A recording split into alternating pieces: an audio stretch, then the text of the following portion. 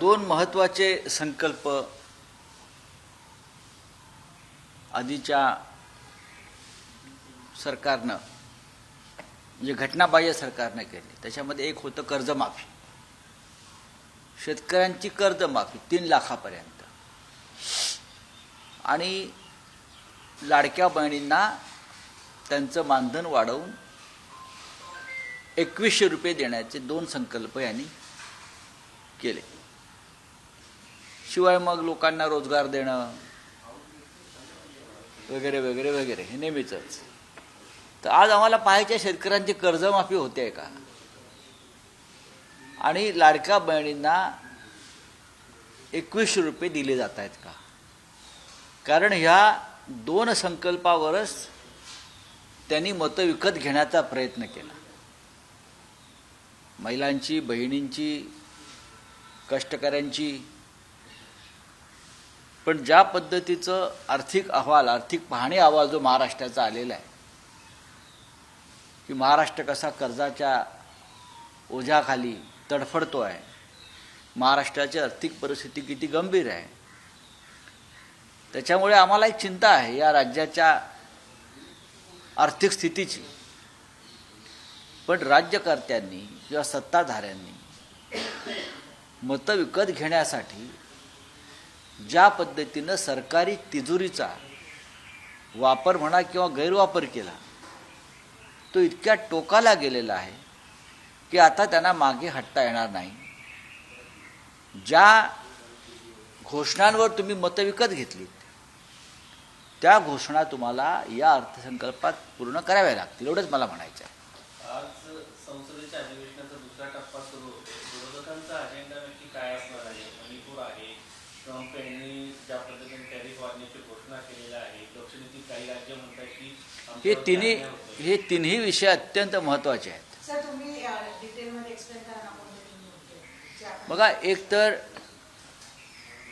सगळ्यात मुद्दा आमच्यासाठी जो आहे तो म्हणजे ट्रम्प यांनी ज्या पद्धतीनं भारतीय पंतप्रधानांचा अपमान केलेला आहे. जरी ते नरेंद्र मोदी असले तरी ज्या पद्धतीनं त्याने भारतीय पंतप्रधानांना व्हाईट हाऊसमध्ये अपमानित केलं हा एक मुद्दा अत्यंत गंभीर आहे. हा अपमान नरेंद्र मोदीचा नसून या सार्वभौम देशाच्या पंतप्रधानाचा आहे. व्हाईट हाऊसमधली एक ॲडिशनल सेक्रेटरी प्रधानमंत्र्यांचं स्वागत करायला बाहेर येते आणि आमच्यापेक्षा जी लहान राष्ट्र आहेत त्यांच्यासाठी स्वतः डोनाल्ड ट्रम्प बाहेर येतात. हा आमच्या देशाचा अपमान आहे. आणि ज्या पद्धतीनं मोदी आणि ट्रम्प यांच्या पत्रकार परिषदेमध्ये भारताला अपमानित करण्यात आलं, भारतावर दबाव आणून टेरिफ कमी करण्यासाठी जी भाषा जे ट्रम्प करतायत, म्हणजे भारत हा अमेरिकेच्या दबावाखाली काम करतोय का? भारत हे गुलाम राष्ट्र झालं आहे का अमेरिकेचं? हे सुद्धा या देशाच्या जनतेच्या मनात शंका आहे. हा प्रश्न येईल. तामिळनाडूसारख्या राज्यामध्ये मुख्यमंत्री स्टॅलिन यांनी जे प्रश्न निर्माण केलेले आहेत सरकारच्या संदर्भात, मग डिलिमिटेशनचा विषय आहे, इतर काय विषय आहे, तो विषय DMKचे लोक समोर आणतील. आणि सगळ्यात महत्त्वाचा विषय, ममता बॅनर्जी पश्चिम बंगालच्या मुख्यमंत्री, त्यांनी बोगस वोटर कार्ड्स लाखो जी पश्चिम बंगालमध्ये डुप्लिकेट वोटर कार्ड्स बरं का, ज्याला ECIP आपण म्हणतो,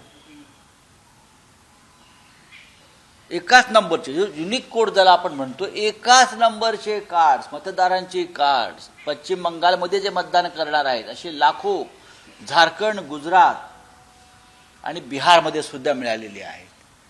म्हणजे जो खेळ महाराष्ट्रात झाला, जो खेळ हरियाणात झाला आणि जो खेळ दिल्लीमध्ये झाला, तोच खेळ पश्चिम बंगालमध्ये करण्याचा प्रयत्न भारतीय निवडणूक आयोग आणि भारतीय जनता पक्ष हात मिळवणी करून करणार होता. पण तृणमूल काँग्रेसने याला ब्रेक लावला, ह्याच्यावर रिसर्च केलं आणि निवडणूक आयोगाला चूक मान्य करावी लागली. तुम्ही त्याच्याबद्दलच लिहिलेलं आहे. होय, मग हा विषय अत्यंत गंभीर आहे देशासाठी. भारतीय जनता पक्ष आणि निवडणूक आयोग या एकाच नाण्याच्या दोन बाजू आहेत आणि बोगस मतदार निर्माण करून त्याच्यासाठी बोगस डॉक्युमेंट्स तयार करून हरियाणा, दिल्ली, महाराष्ट्र आणि आता पश्चिम बंगाल, कदाचित बिहारसुद्धा होऊ शकेल, या निवडणुका जिंकल्या जात आहेत. हे पुन्हा एकदा ममता बॅनर्जी आणि त्यांच्या प्रमुख कार्यकर्त्यांनी समोर आणलं आहे. ही बाब तृणमूल काँग्रेससह आम्ही सगळ्यांनी गांभीर्याने घेतलेली आहे आणि संसदेमध्ये ह्याच्यावरती नक्कीच आम्हाला चर्चा हवी. पक्षाच्या मेळाव्यामध्ये बोलताना एक विधान केलेलं आहे की गंगेचं पाणी म्हणजे महाकुंभमध्ये असणारं पाणी खूप घाण पाणी होतं आणि ते पाणी मला कोणतरी घेऊन आलं होतं प्या असं म्हटलं होतं. मी कसं पिणार? नाही, ते प्या असं म्हटलं त्यांनी हट असं म्हटलं. तुम्ही अर्धवट सांगताय, तुम्ही देशापुढे अर्धवट माहिती ठेवताय. हे बघा की राज ठाकरे हे भारतीय जनता पक्षाचे सहकारी आहे आणि राज ठाकरे यांनी मधल्या काळामध्ये हिंदुत्वाचा पुकार केलेला आहे भारतीय जनता पक्षाबरोबर. अचानक ते हिंदुत्ववादी झालेले आहेत. आता राज ठाकरे यांच्या जागी अन्य कोणी नेता असता, समाजवादी पार्टीचा असता, काँग्रेसचा असता किंवा शरद पवार साहेबांच्या राष्ट्रवादी काँग्रेसचा असता किंवा आमच्यापैकी कोणी असतं, तर या विधानावर भारतीय जनता पक्ष, मिंदेंची सेना यांनी थैथयाट केला असता की कसा हिंदुत्वाचा अपमान झाला.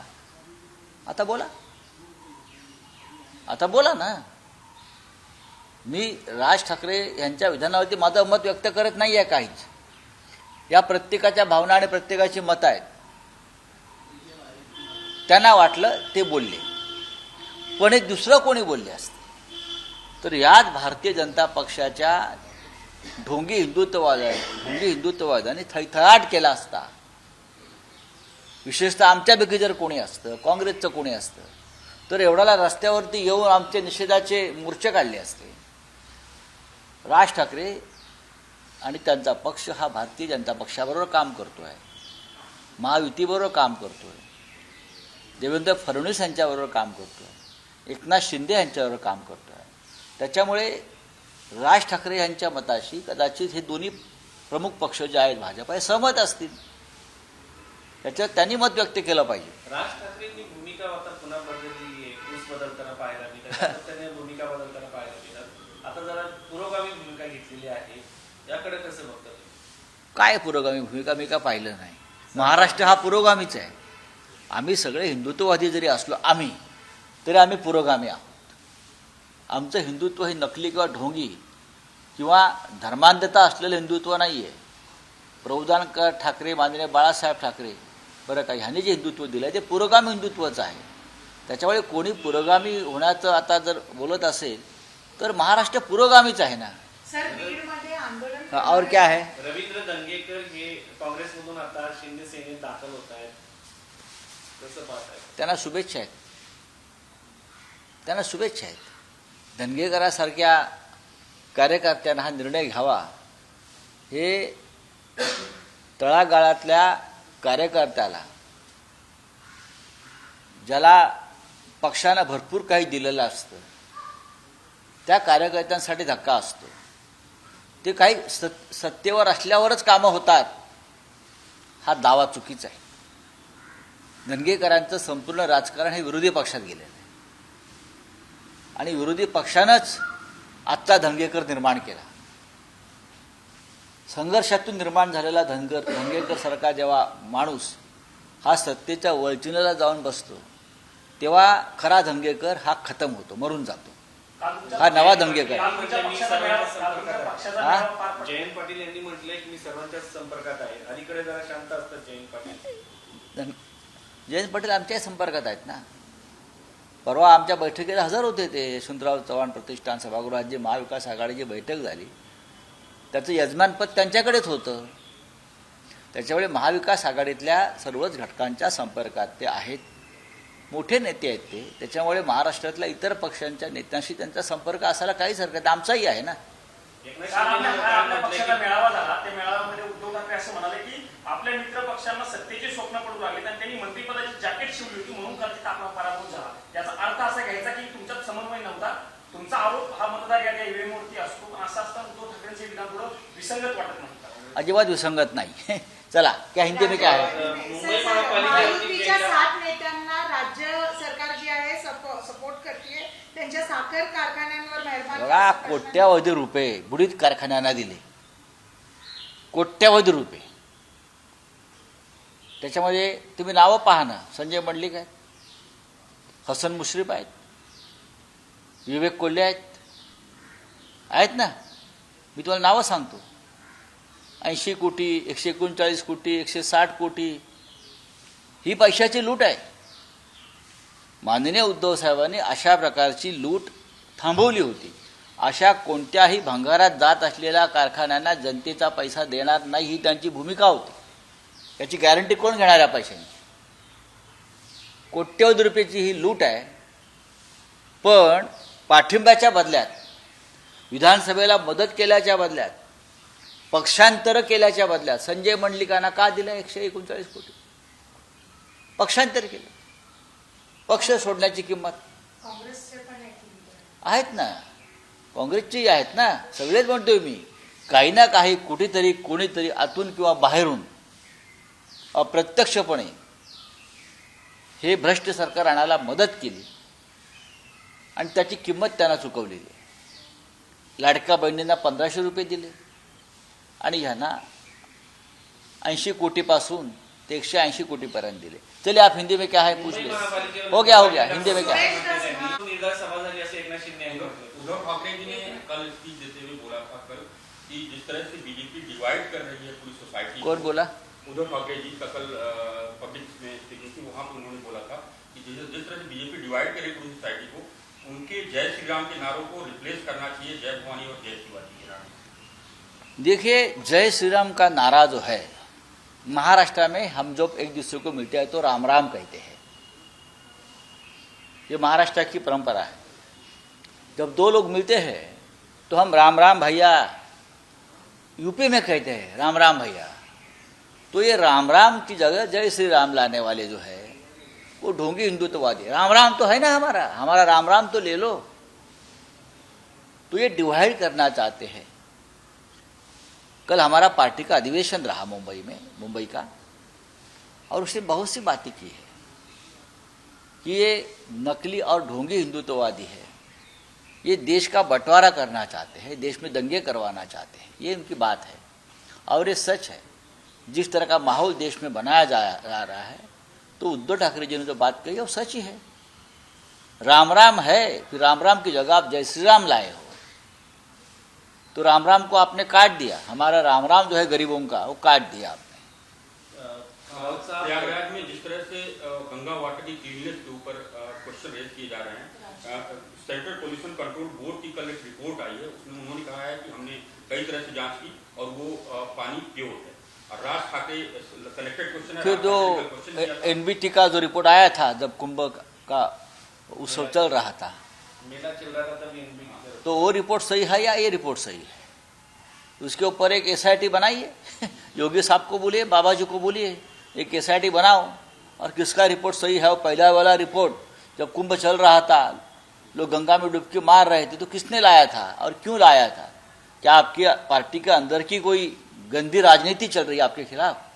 एक बार देख लीजिए. हमें लगता है योगी जी को कोई अड़चन लाने के लिए इस प्रकार का रिपोर्ट लाया था. प्रशांत कोरटकरला अटक झाली नाही, त्याला जामीन मंजूर झाला. मात्र तुषार खरात यांनी एका मंत्र्याविरुद्ध जे आरोप केले त्या पत्रकाराला आता अटक करण्यात आली आणि ती महिला सगळीकडे माध्यमांवरती येऊन हा कायद्याचा गैरवापर आहे. तुषार खरात हे सातारा भागातले एक पत्रकार आहेत. तुषार खरात हे एक स्वतःचं यूट्यूब चॅनल चालवतात. तुषार खरात यांनी फडणवीस मंत्रिमंडळातले एक मंत्री गोरे यांच्या संदर्भातलं एक जळजळीत सत्य पुराव्यासह समोर आणलं. त्याच्यावर आम्ही अनेकदा चर्चा केली. विधानसभेत त्याच्यावरती आवाज उठवला गेलेला आहे. संबंधित महिलेनं राजभवनात पत्र दिलेलं आहे. संबंधित महिला ही वृत्तवाहिन्यावर आणि वृत्तपत्रात जाऊन आपली बाजू मांडते आहे. मग त्या महिलेला का नाटक केले तुम्ही? त्या महिलेवरती कारण हक्कभंग आणला तुम्ही.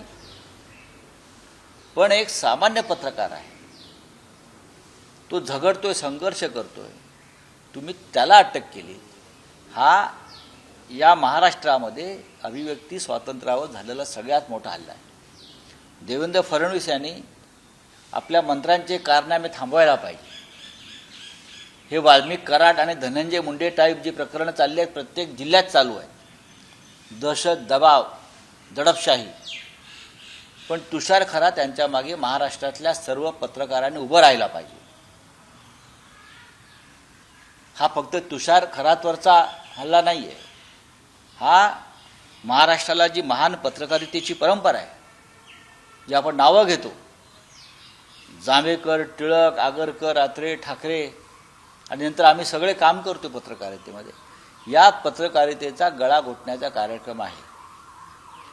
जयकुमार गोरे यांनी त्या पत्रकारावरती हक्कभंगाची नोटीस बजावलेली आहे ना.